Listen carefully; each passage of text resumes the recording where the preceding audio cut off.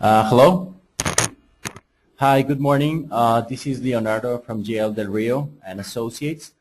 Thank you very much for being able to join us today to this webinar session that we have prepared regarding the new modifications and changes that has been subject the tax receipts. On behalf of GL Del Rio, we would like to give you a warm welcome and to this webinar. It's a very interesting subject that we have here because, especially because of the tax reform that has been approved during the past few days, during the past few weeks. There have been some interesting changes regarding income tax, flat tax, VAT, and it's not the exception, the changes that have been subject the tax receipt. And this is the reason why we wanted to prepare this webcast, so you could be updated with the latest information. Basically, the mechanic that we will be having for this webinar is that it will be like one person talking, I will be the one speaking, and you could submit your questions through your keyboard. At the end of the talk, we will read them, and then we will answer them. Once we finish the presentation, we will also forward it to you, the presentations, the whole questions, the whole answers for the complete presentation, so you could have it for future references also. Well, to start our presentation, first we need to understand and have it clear what can we understand for tax receipt. Well, I'm pretty sure we all understand this this word. It's basically the invoices that we receive. It's the document provided when we purchase goods, service, or when we temporarily use property, like the rent, the leasings. In those scenarios, we should receive a receipt, or if we are the one that are rendering those services, we are the ones that should be issuing the receipts. So for tax purposes, when should we issue them? Okay, basically the federal tax code establishes that if the taxpayer is obligated to issue receipts when the tax purposes, when you allocate in the scenario that is specified the tax law. For example, when you make commercial operations of any nature that the taxpayers need to carry out, they need to comply with the requirements established in Articles 29 and 29A of the Federal Tax Code. When you carry out your regular operations, sales, commercialize the goods that you provide, you need or you are obligated to issue an invoice. Also, when you carry out business activities, but as an individual taxpayer, you also are obligated to submit an invoice to your suppliers for the services that you render, for the leases that you provide to your clients. You are supposed to issue a receipt. And this is basically the translation for Article 29 of the Federal Tax Code, which establishes that obligations, and it reads that when the tax law set forth the obligation of issuing tax receipt for activities carried out or income received, taxpayers shall issue them as digital documents through the tax authority's website. And this is one of the things that we will review in a minute, that how are we going to comply with this requirement. If we remember, for 2011, starting 2011, the tax authorities obligated the taxpayers to start issuing invoices through this new scheme of electronic invoices. Before that year, the authorities allowed, and it was a common practice to issue the receipts in pre-printed forms. You could issue your receipts to the client and you didn't have any troubles. So starting for 2011, the tax authorities requested as mandatory to start issuing invoices in electronics, in digital documents. We will see what were the changes for this year in 2014, for 2014. Okay, And who will be subject to these obligations? Well, basically, all the taxpayers for Mexican tax purposes. For example, the articles that you see here and the reference that you see here are the ones for the new law. So this is the new articles that you could look for in the new laws that specify that the taxpayers are subject to these obligations. And it's pretty much all legal entities from general regime, or all corporations should issue the receipts. Also, the legal entities with non-profitable purposes are the ones that should be issuing receipts for the donations that they receive and pretty much for all the activities that they perform. And the other three sections belongs to individual taxpayers, which are when they render professional activities or professional services. Also, when this new incorporation regime, it used to be a different regime for 2013, but starting for 2014, there is this new regime for individual taxpayers. Well, all those individual taxpayers who fits in this profile, they will also need to issue electronic invoices for tax purposes. And also, when they carry out rent activities, when they lease any good, they also need to issue an electronic invoice. So basically, if we could make a summary, we could say that all taxpayers, whether if they are legal entities or individual taxpayers, are subject to the obligation of issuing electronic invoicing from 2014.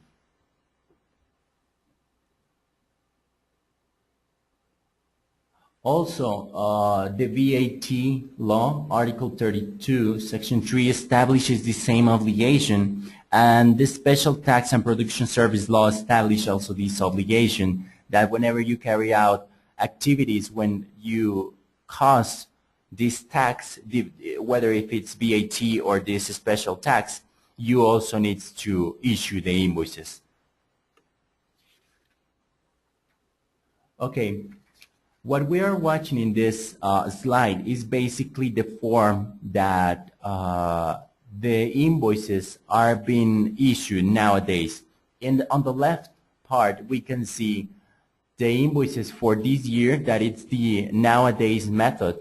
And we have two different methods. We have the electronic invoice method, which it's represented by the CFD and the CFDI. The difference between these two schemes is that if you remember the CFD schemes, it was only applicable for those taxpayers who fits certain requirements before January 1st, 2011. So if you meet this requirement in 2012, you could apply to be a CFD taxpayer when you issue your receipts. This scheme allowed you to issue your own invoices instead of requesting a third party to assist you with that service. One of the characteristics of this scheme of CFD is that you have to submit to the government a monthly report to show them the invoices that you issued on yourselves. And the CFDI, which is the most common method, and it was applicable for those taxpayers who wanted to fit or wanted to comply with electronic invoices for 2011. It's basically you are issuing electronic invoices through a supplier which renders you the service to issue those electronic invoices for you. So at the end of the day, you could give the final invoice to your client. So these are the two schemes that we have as of today for 2013 regarding electronic invoices. But also in 2013 we have pre-printed forms also, which is the pre-printed tax receipts. It's called CBV for its stands in Spanish. It's pretty much a pre-printed form which you give to your suppliers. The thing here is that it's just very specified taxpayers, those who in the previous year had revenues lower than 250,000 pesos. Those are the ones that could apply to this special scheme. There are also two other support documentations that you could use for invoices, and one of them is the bank account statements.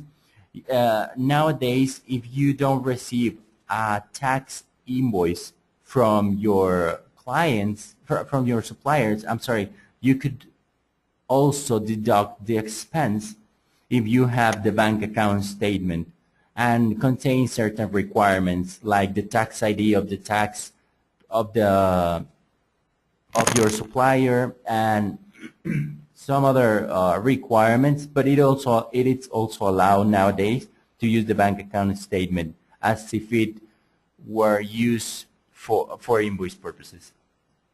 And there are some other simplified receipts. Those are for very special regimes. And those are basically the receipts that, or the method that are being used for 2013.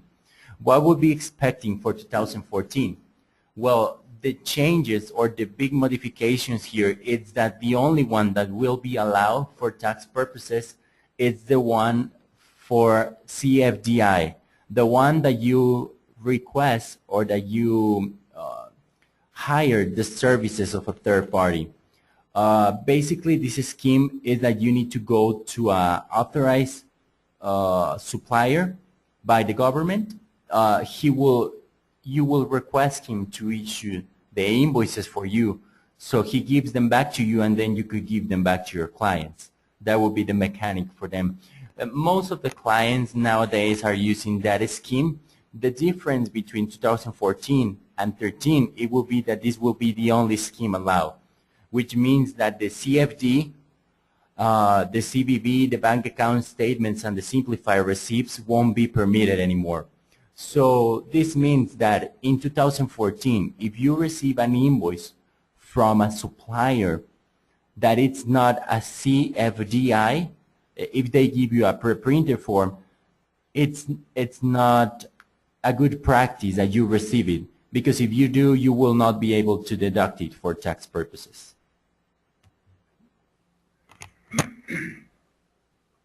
Okay, basically this is a summary of 2013. What we have right now, it's the same, basically what I just mentioned. The schemes that are nowadays available is the CFDI, CFD, the CVV, which is the pre-printed form for those taxpayers who in the past year had revenues lower than 250,000 pesos, and the bank account statements. Those are the receipts that we have nowadays. And for 2014, well, just what I mentioned. The only one that will be available and that will be valid for tax purposes is the CFDI. And therefore, our suggestions to try to work right now, in case you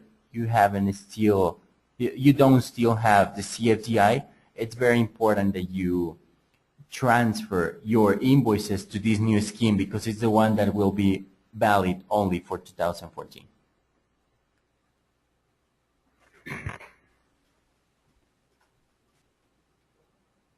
Well, just like I already mentioned, from January 1st, 2014, the CFDI will be the only ones that will be valid for tax purposes.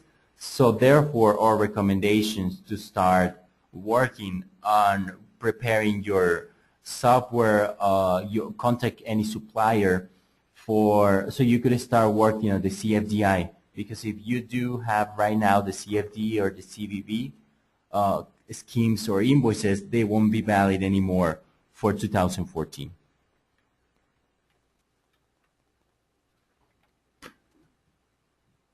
Okay, this is one of the changes that it's really significant for 2014, and it basically gives you the new obligation. Nowadays, when you make payments to your employees, you just make the payments and you issue them a labor receipt, which shows like all the perception, all the revenues of the work of the employee, and all the deductions made, Social Security, etc. So nowadays, what the government is establishing is that when you make a payments in 2014 to any of your employees, you also need to issue a tax receipt, a CFDI. So basically what the government wants here, we think is that they want to make that match between the payments that you make to your employees versus the annual tax return that the employees have to make versus this electronic invoices.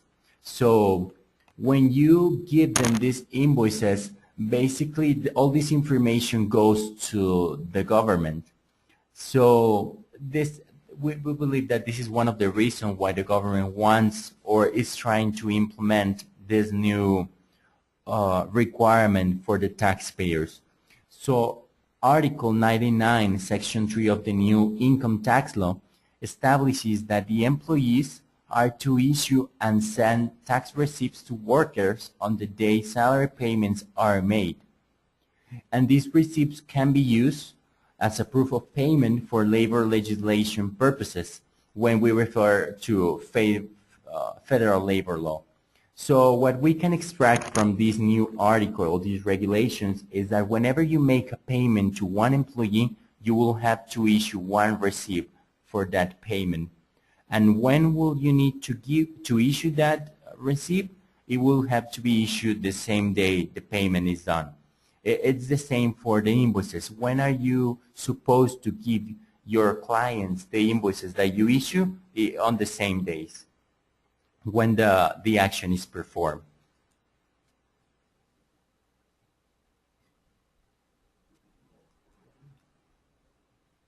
Okay, what will be some of the requirements that these payroll receipts will need to contain? Well, the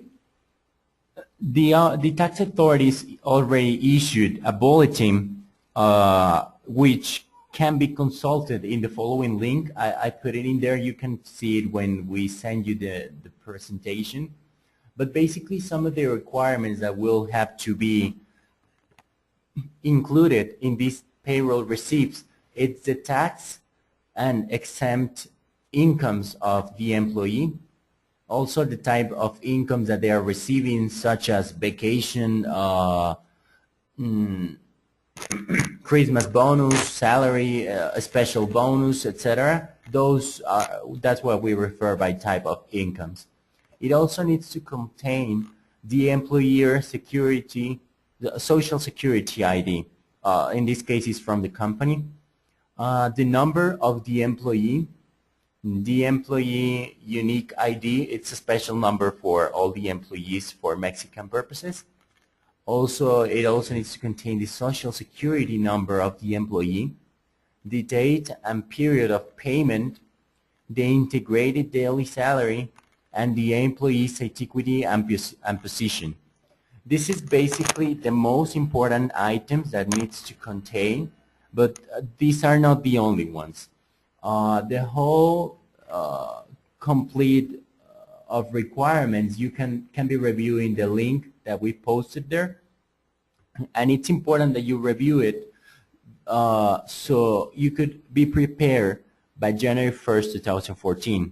Something that we are recommending to our client is that try to get in touch with your supplier that you have right now. I'm pretty sure they should also be already creating some patches or some especially invoices for these payroll purposes. So this is basically one of the main changes that was for the electronic invoices. And this will be valid and applicable for 2014.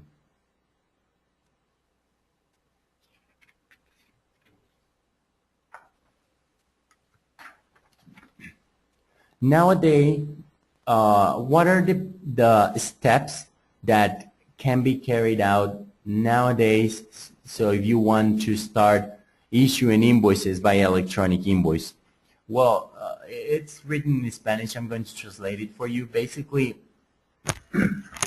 step number one would be to request the government the digital seal. It's a pretty easy thing to do. You just need to go in the web page of the government and fill out some forms.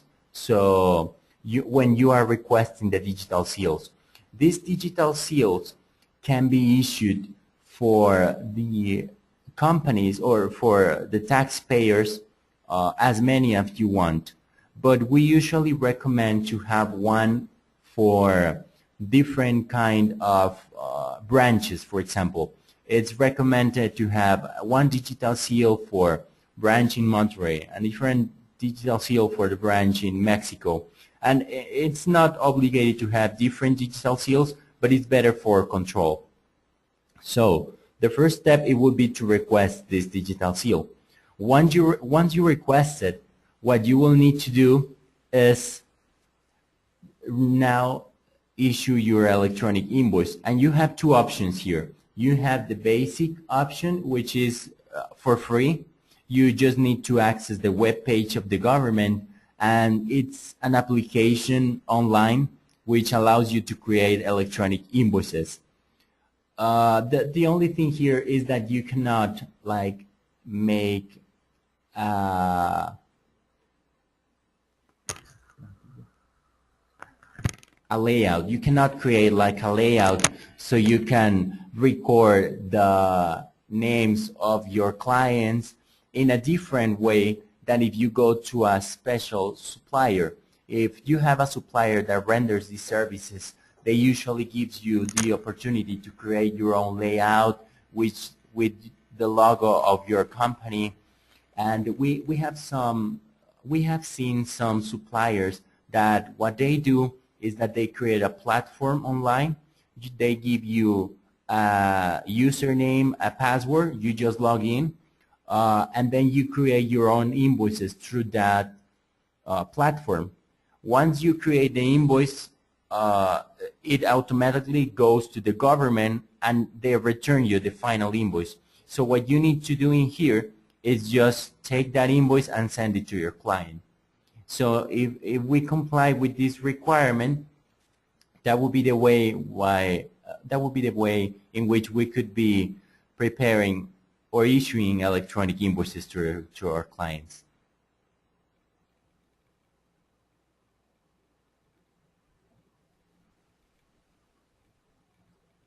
This is pretty much the layout or the print screen of the tax authorities portal. In the past slide, I was mentioning that there is a free option, so you could issue invoices for free by the web page of the government. This is a print screen of that web page. If you see, it mentions you to put the date, the tax ID of your client, the tax regime, the address, etc. All the fields that are required for the electronic invoice. However, you don't have like a special layout which have the logo of your company. You don't have the complete list of your clients. So each time you want to create this free invoice, you will need to register all the fields by yourself again. So basically, what will be the requirements that nowadays and will be also applicable for the following years for the CFDI? Well, the first one is that it needs to contain the tax ID of the person or entity issuing the invoice. In case you are rendering a service, it will need to contain your tax ID of the company, and also the tax regime under which the taxes are paid per the income tax law. If you are a company, it will have the legend of legal entities. Another requirement that you will need to look for is to include the folio number assigned by the tax authorities as well as the tax authority's digital stamp. This is complied automatically when you issued your electronic invoice. Automatically goes to the government, and the government kind of puts you a digital folio and then return it to you. That digital folio is the one that we would be looking for as requirement number 2. It also needs to contain the place and date of issuance. Number 4, the tax ID of the person or entity to whom the invoices is being used to.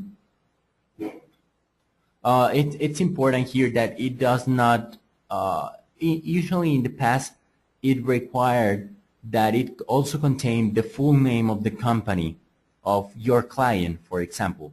So now with this new reform, it also states that it needs to contain the tax ID of your client.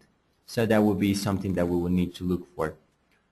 It's also important to contain the amount, unit of measurement, and class of the goods or merchandise, description of the service or the use that is being made.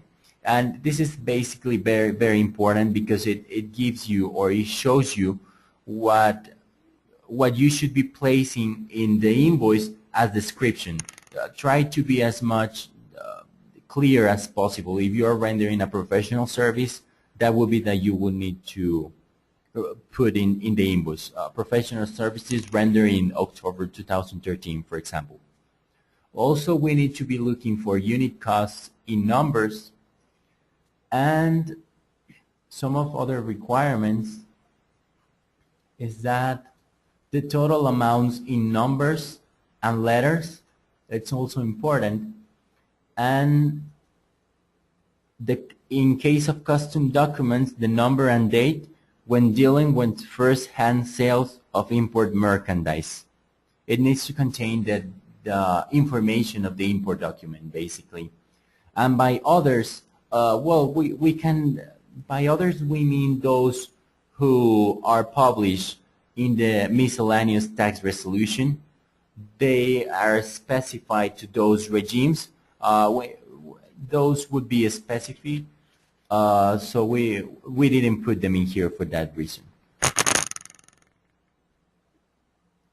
Well, this is pretty much just the file, the XML file of a CFDI. Once it's generated, it gives you two things. It gives you a PDF file and it gives you an XML file. This slide is just an example of how would you look at CFDI. It's not easy to read, and we don't expect you to do so. That's why we also need to issue a PDF file, which is the following. This is the form that we can read easily. If we review here on a quick form, we can see that it contains all the requirements that we just mentioned. It contains the tax ID of the person that is issuing the invoice. It contains also the folio number assigned by the tax authority. It's in the lower part. It says it's in red color. It's in the lower part. It's those numbers and those letters. That's the chain assigned by the tax authorities. It also contains the place and date of issuance, the tax ID of the person, of our client in this case. If you see also, it contains the amount, the unit of measurement, the class of goods and merchandise, and the description of the service that's being used or being made. It also contains the unit costs in numbers, the total amounts of numbers and letters, and that's it, because in this case it does not contain import document, so that's why it does not show the import document number and references.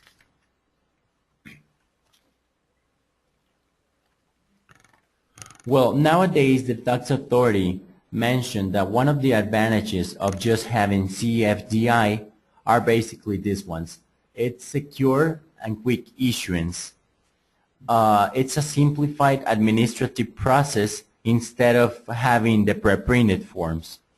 It reduces the use of paper, contributing to the preservation of the environment.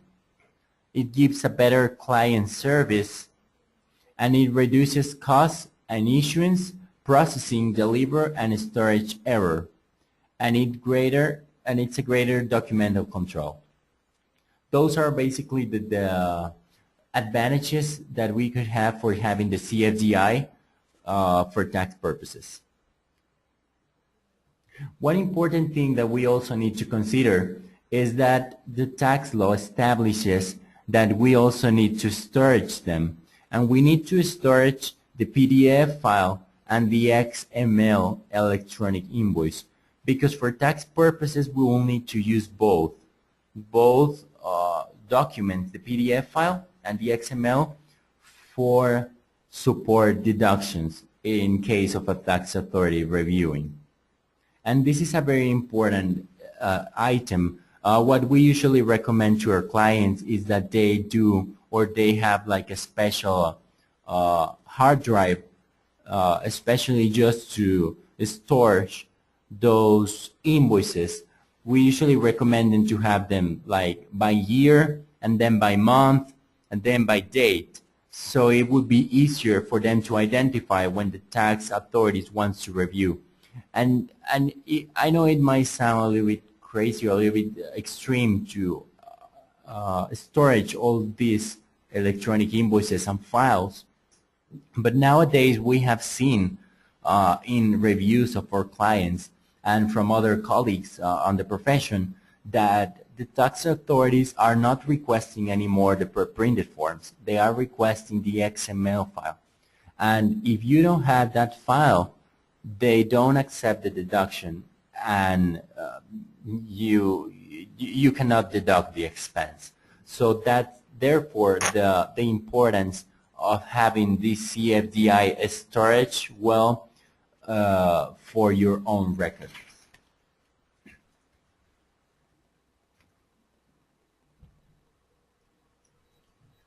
What would happen if we don't issue electronic invoices correctly?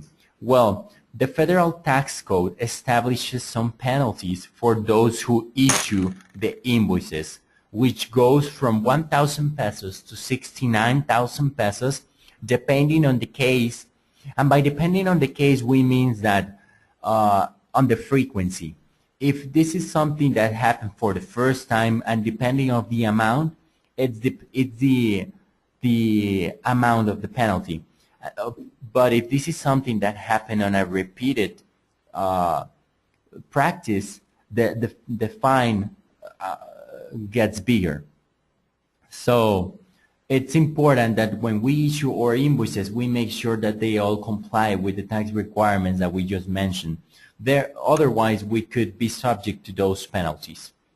There's also penalties for 13,000 pesos to 77,000 pesos when you issue a receipt that supports a deductible donation when you are not authorized to issue them.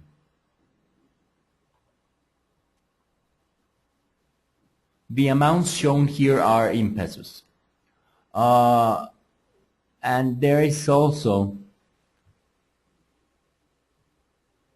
issuing a tax receipt that claims to correspond to a deductible donation without having the adequate authorization will be sanctioned with a fine regarding from 3 to 5 times the amount or value of the tax receipt. This is a strong penalty, but it's only related to invoices related to deductible donations. At the end, we can read that according to Article 108 of the Federal Tax Code, it's considered a tax felony if the taxpayer repeatedly omits the issue tax receipt for the activities carried out, as long as the tax disposition establishes the obligation to do so. And it is understood that a conduct will be considered as repeated if the taxpayer is sanctioned twice or more over a period of 5 years. So this is why we were mentioning that it's very important that when we issue our invoices, they are correct. Because if we are discovered that we are issuing wrongly invoices, we can be penalty. But if we continue issue electronic invoices in a wrongly way, it can be considered as a tax felony. And it's not only the fine that we would need to look for, but for other more complicated penalties.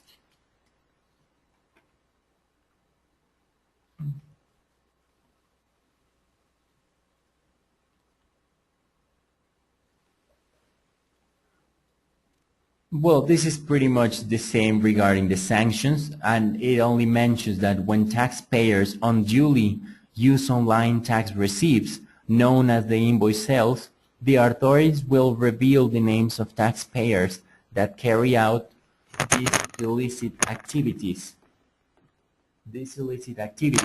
In order for them to regularize them. If activities have been carried out with these taxpayers, it would be convenient to verify the validity and veracity of the activities in order to avoid being sanctioned by the authorities.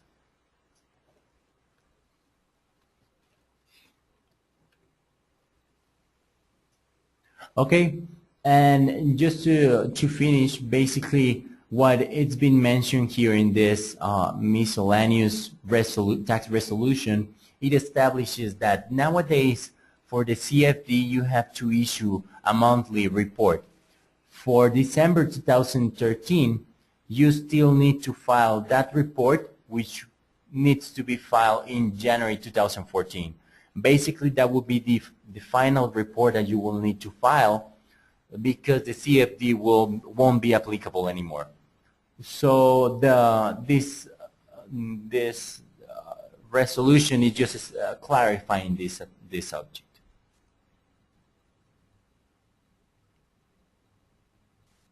Okay, well, from our part, that will be all. This is basically the changes that were subject for the electronic invoice. Now, if you have any questions or if you have any doubts, it will be a good time to submit them. We can discuss them here, and later on I can send you also the answer by mail. Let me read just some of the questions.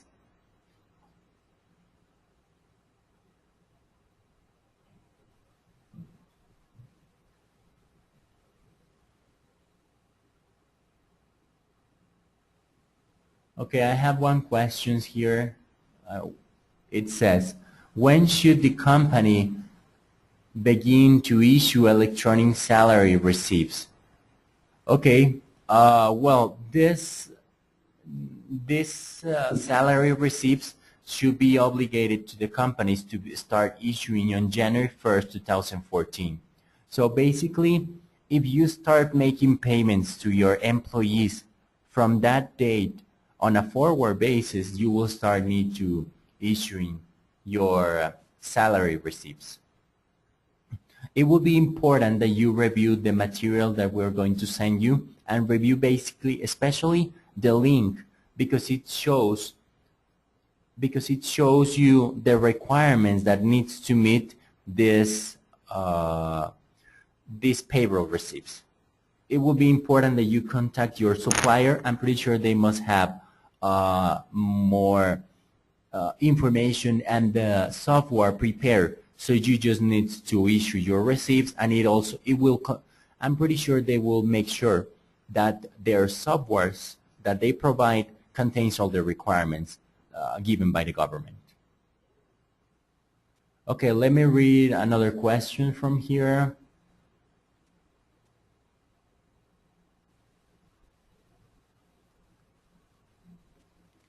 Okay, it says,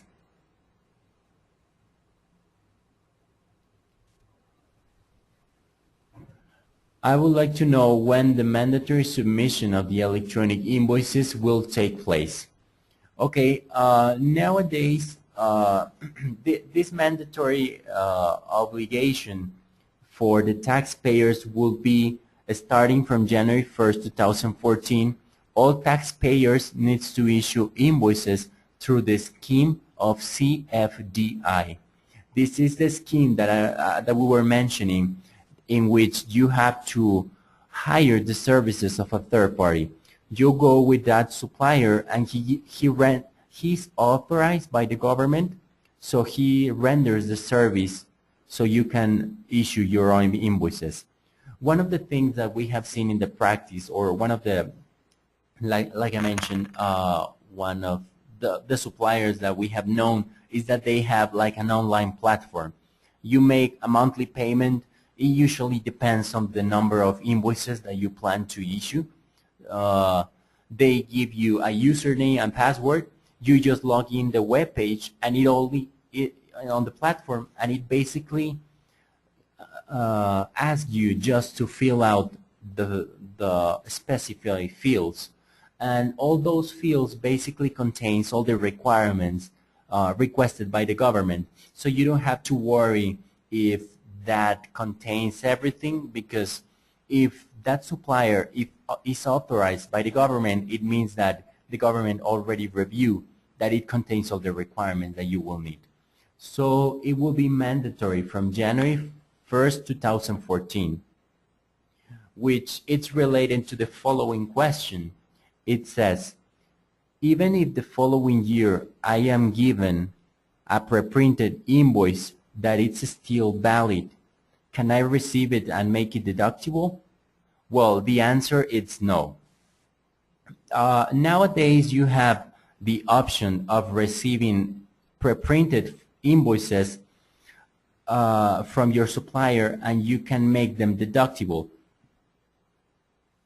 Usually these pre-printed suppliers, they also have in the same form, in the same paper, it contains the expiration date of the invoices. So in 2014, if you receive one of these invoices, even if you read that it's still valid, that it has not been expired, you cannot make it deductible, or we don't recommend you to accept them, because they won't be deductible for tax purposes anymore. These new laws specify that those cannot be deductible, only the ones for CFDI. There is another question here that it reads, the payroll receipts, are those applicable for individual taxpayers or only to legal entities? Okay, the answer, it's applicable for both.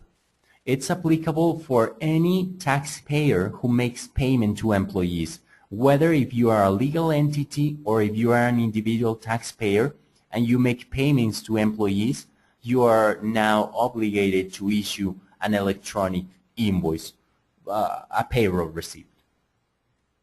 It would be very important that, or the tax law establish the same rules for the payroll receipts as the same rules that are now applicable for the CFDI.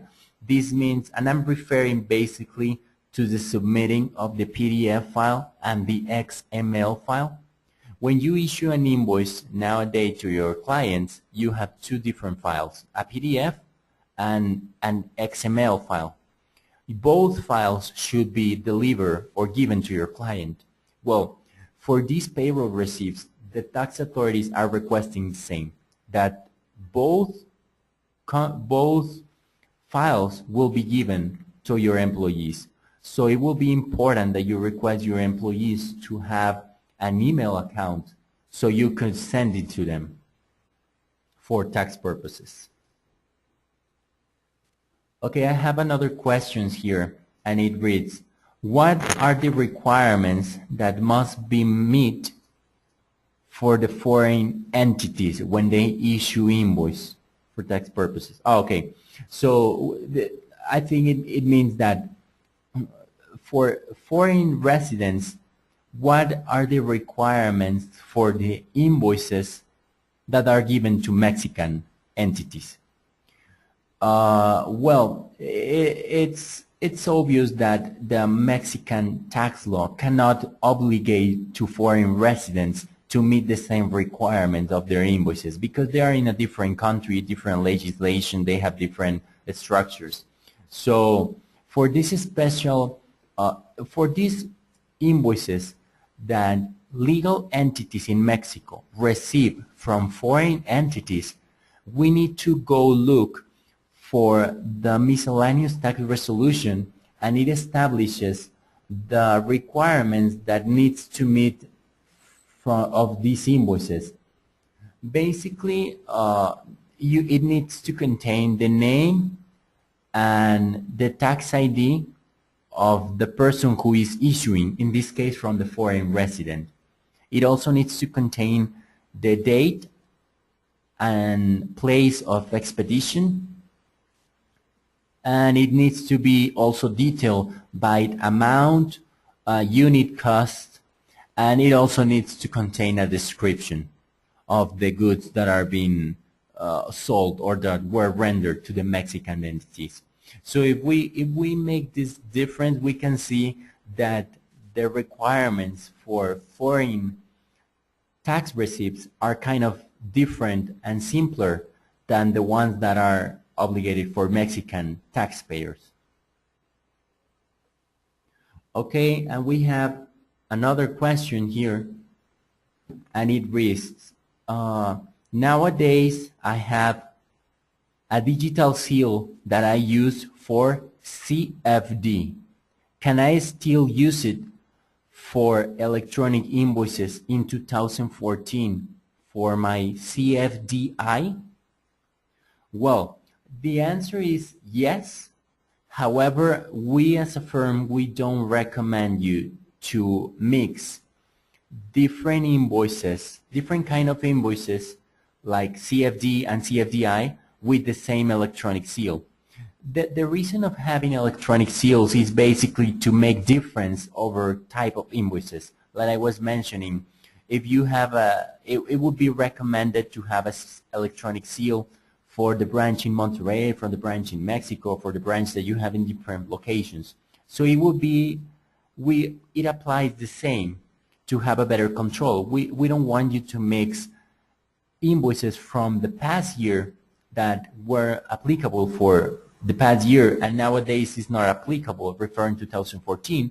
So our recommendation would be to get a new electronic seal that it's only being used for invoices issued in 2014, CFDI.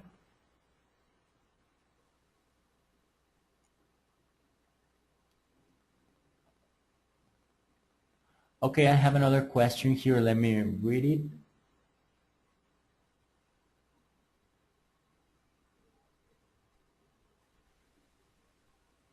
It reads, the majority of our service providers outside clients submit us invoices in the form of CFDI.